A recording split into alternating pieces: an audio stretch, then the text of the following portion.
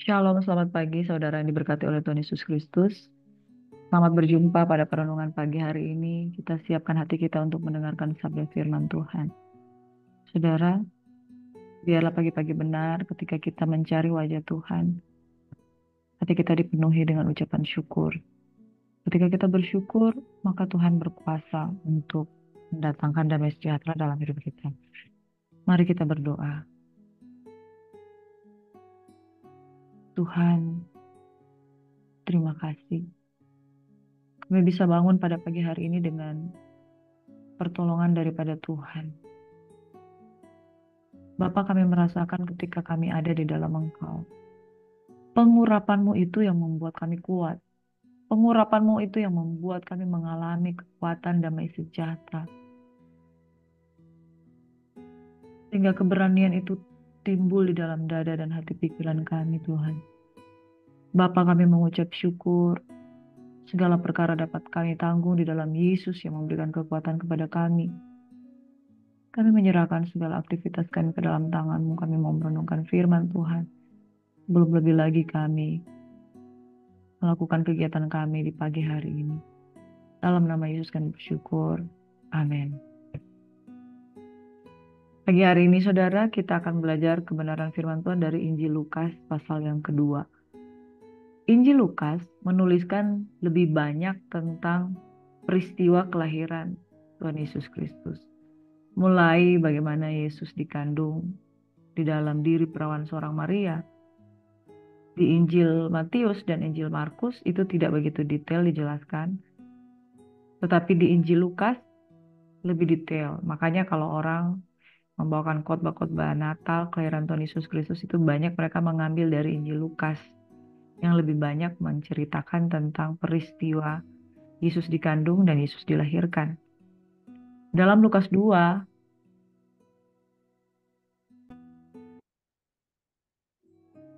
di dalam Injil Lukas pasal yang kedua, ayat 1 hingga ayat yang ke-20.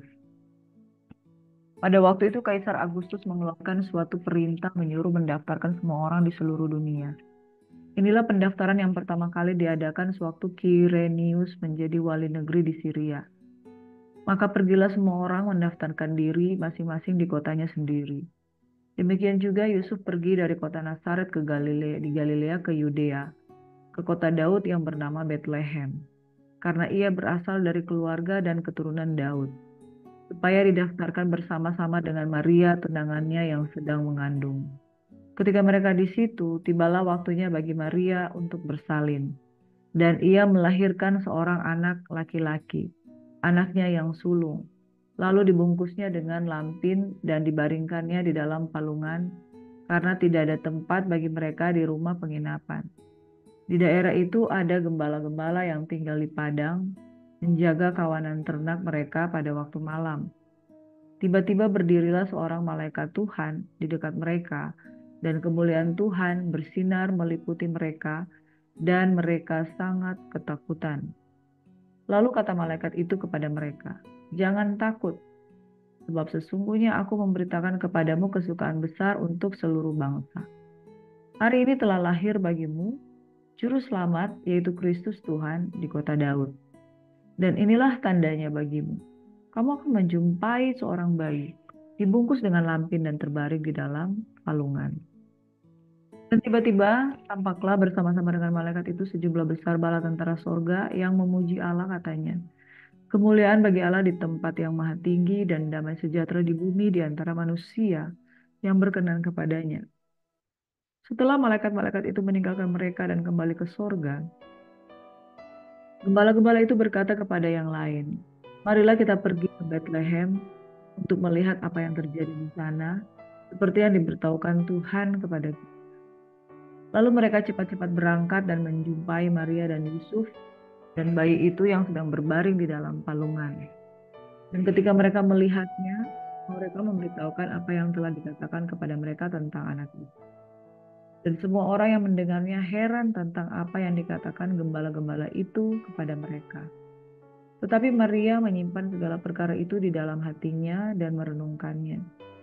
Maka kembalilah gembala-gembala itu sambil memuji dan memuliakan Allah Karena segala sesuatu yang mereka dengar dan mereka lihat semuanya sesuai dengan apa yang telah dikatakan kepada mereka. Bapak Ibu Saudara yang diberkati oleh Tuhan Yesus Kristus, inilah saat yang dinanti-nantikan oleh sesungguhnya seluruh orang Israel, bahwa raja itu lahir di tengah-tengah kaum bangsa Buddha. Saudara, tetapi pada saat Yesus lahir mereka tidak mengenal dia. Peristiwa-peristiwa penggenapan janji Tuhan, bahkan buatan terjadi di dalam kehidupan mereka. Mika 5 ayat 1. Hai engkau yang terkecil di antara kaum Yehuda. Saudaraku yang diberkati oleh Tuhan Yesus Kristus, itulah janji penggenapan firman Tuhan, tidak ada satupun yang tidak digenapi, saudara. Ya, Mika 5 ayat 1. Tetapi engkau hai Bethlehem Efrata, hai yang terkecil di antara kaum-kaum Yehuda, daripadamu akan bangkit bagiku seorang yang akan memerintah Israel, yang pemulaannya sudah sejak purbakala, sejak dahulu kala. Nah, saudara, sebab itu ia akan membiarkan mereka sampai waktu perempuan yang akan melahirkan itu telah melahirkan. Saudaraku yang diberkati oleh Tuhan Yesus Kristus, ketika waktu itu datang, mereka tidak menyadari. Tapi ada orang-orang yang mendapatkan berita tersebut, yaitu para gembala. Di daerah itu ada gembala di padang menjaga kawanan ternak mereka pada waktu malam. Tiba-tiba berdirilah seorang malaikat Tuhan di dekat mereka, dan kemudian Tuhan tidak meliputi mereka dan mereka sangat ketakutan.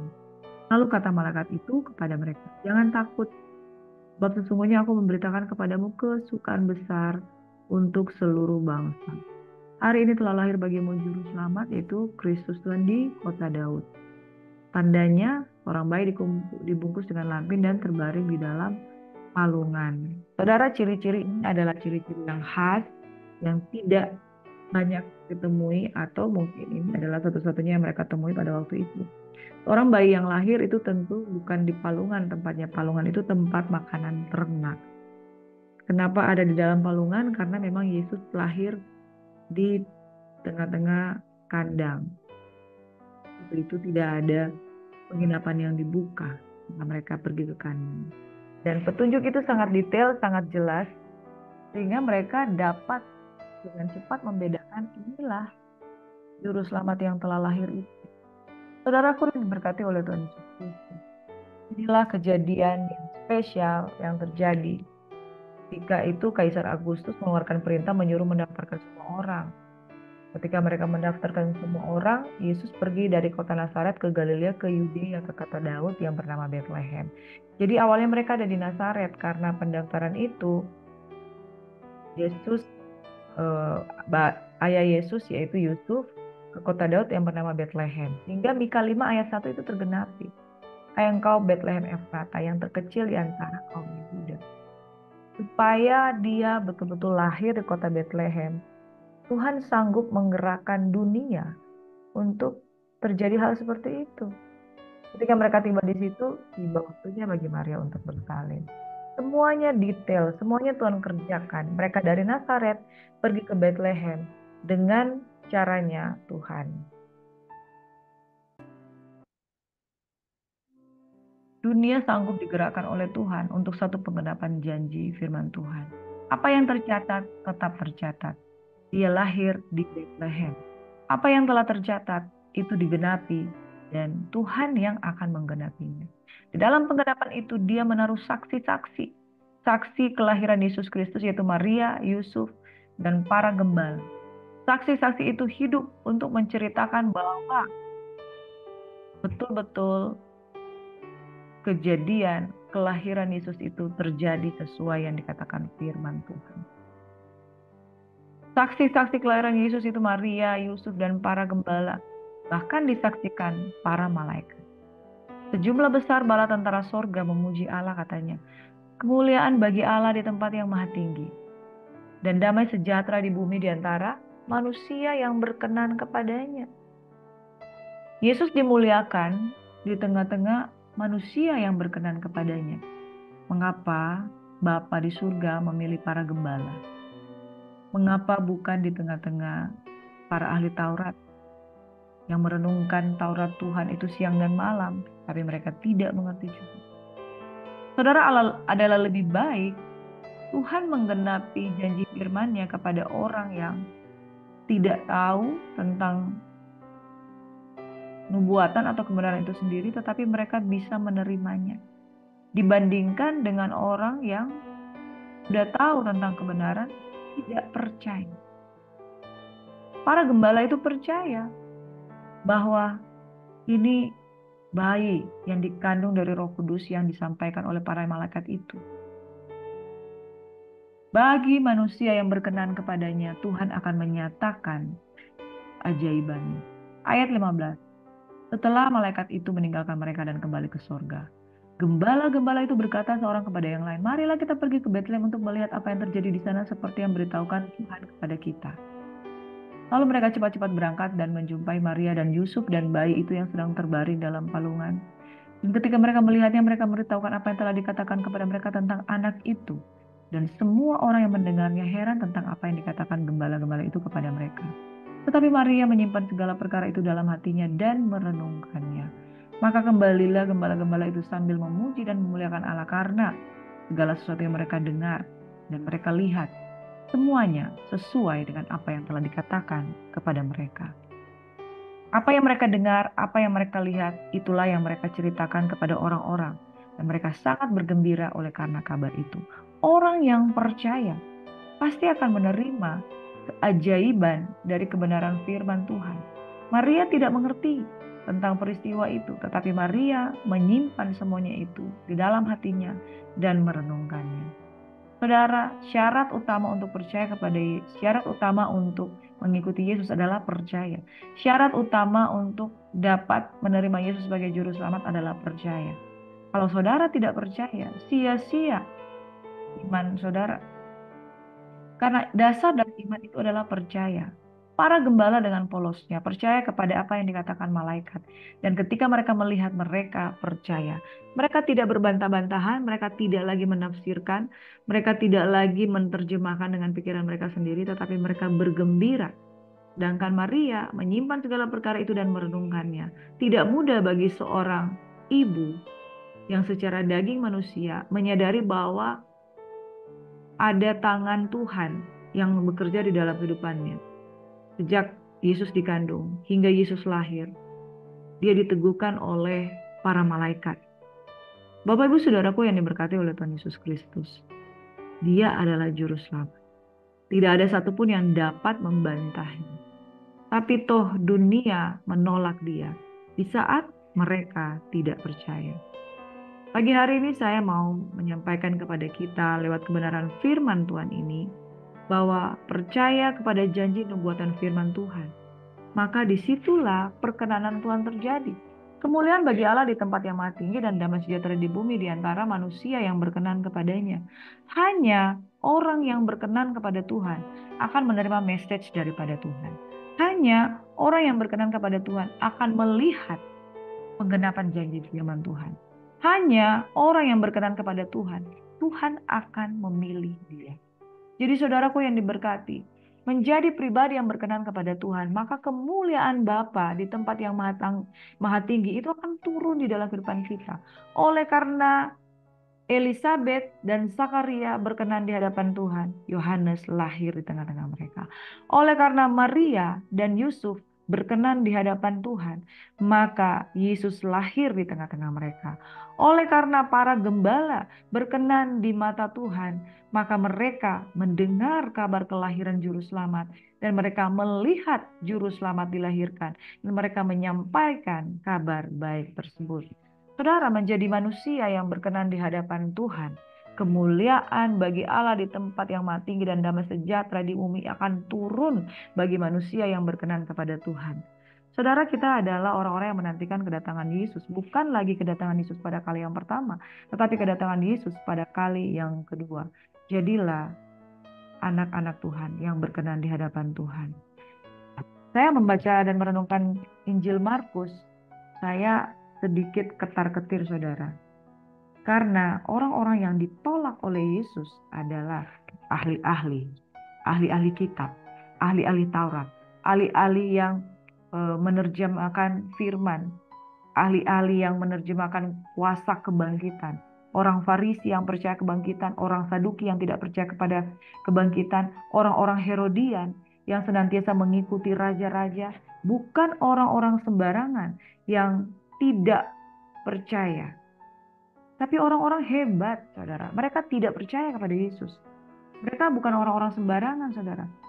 Orang yang duduk di tengah-tengah perkumpulan orang-orang Yahudi yang mengajar.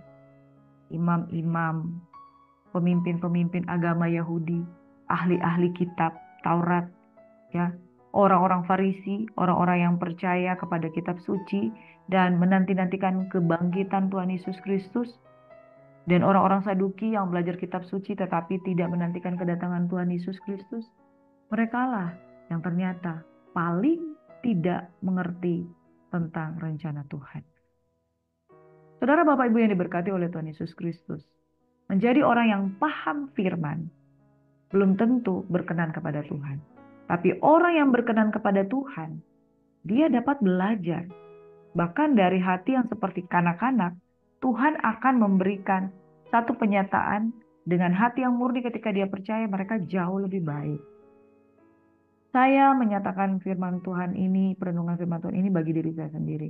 Ketika kita merenungkan Taurat Tuhan siang dan malam, jangan sampai filsafat yang menguasai kita, tetapi hati yang percaya yang menguasai kita.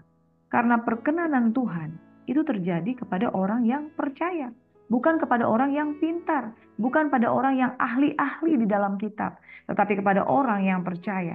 Saudara, tidak masalah saudara menafsirkan ayat-ayat, tetapi kalau saudara kehilangan kepercayaan saudara karena bermain logika, maka disitulah saudara mulai tidak berkenan kepada Tuhan. Perenungan pagi hari ini mengingatkan kita, kemuliaan bagi Allah di tempat yang maha tinggi, dan damai sejahtera di bumi, di antara manusia yang berkenan kepadanya. Tuhan bergaul karib dengan orang yang takut akan Dia dan perjanjiannya diberitahukan kepada Dia. Gak masalah latar belakangmu apa, tapi kalau engkau orang yang polos hatinya mau percaya, Tuhan berkenan menyatakan firman-Nya.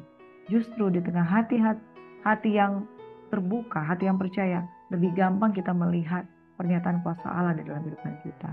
Jangan sombong. Allah tidak mau kita menabur yang buruk dalam kehidupan kita. Allah tidak akan membiarkan dirinya dipermainkan. Sebab apa yang ditabur orang itu juga yang akan dituainya. Kalau kita menaruh dan menabur kesombongan, saudara, kita akan jatuh pada akhirnya. Orang-orang berpengetahuan, orang-orang yang kedudukan tinggi, ketika kita menjadi sombong, saudara akan jatuh di dalam lembah yang paling dalam. Biarlah kita memiliki cita-cita yang terbaik, yaitu berkenan kepada Tuhan. Orang yang berkenan kepada Tuhan, kepadanya akan dinyatakan penyataan-penyataan roh. Orang yang mencari Tuhan, orang yang takut akan Tuhan, orang yang merendahkan dirinya, berkenan di hadapan Tuhan, kepadanya akan disingkapkan kabar baik tentang kehendaknya yang digenapi. Firman Tuhan, ya dan amin. Satu saat nanti ketika penggenapan itu terjadi, biarlah kita menjadi orang-orang yang berkenan di hadapan Tuhan.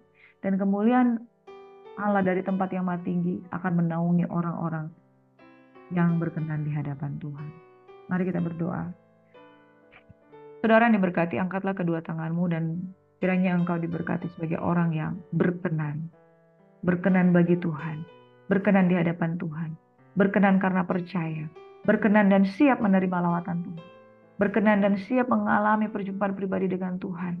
Berkenan dan siap menerima kepercayaan daripada Tuhan. Mari angkat kedua tanganmu dan katakan, Bapa, aku ingin menjadi orang yang berkenan di hadapan. Biarlah kami mungkin seperti gembala-gembala kambing domba ternak yang ada di padang, yang polos hatinya, asalkan kami percaya.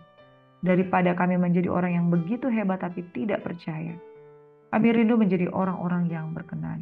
Saudara, angkat tinggi kedua tanganmu dan katakan, Bapa, aku rindu, aku berkenan di hadapan. Perkenananmu itu Tuhan yang mampukan kami. Perkenananmu itu Tuhan yang membuat kami mengerti dan mengenal Engkau. Kiranya kasih karunia di dalam nama Bapa, Putra, dan Roh Kudus menyertai kita semuanya menjadi pribadi yang berkenan bagimu. Di dalam nama Yesus Tuhan Tuhan memberkati dan melindungi engkau. Tuhan menyinari engkau dengan wajah-Nya dan memberikan engkau kasih karunia. Tuhan menghadapkan wajah-Nya kepadamu dan memberikan engkau damai sejahtera. Keluar masukmu diberkati, ditunggui dan dijagai. Dan di dalam nama Tuhan kami Yesus Kristus, kami berdoa dan mengucap syukur. Berkat Tuhan mengalir atas kehidupan kami. Haleluya. Amin. Saudara, Tuhan Yesus kiranya memberkati kita. Selamat beraktivitas and God bless you. Shalom.